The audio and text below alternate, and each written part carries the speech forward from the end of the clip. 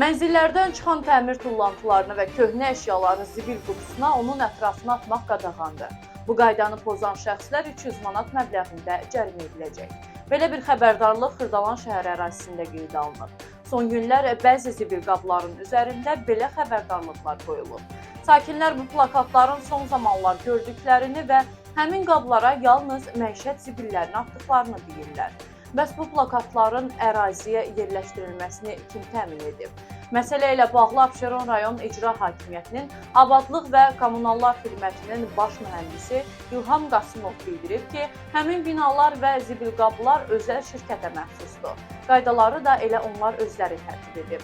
Binaların komendant köməkçisi Elxan Hümbətovun sözlərinə görə, qadağan olunan hal aşkarlanarsa, hüquq mühafizə orqanlarına məlumat verilir.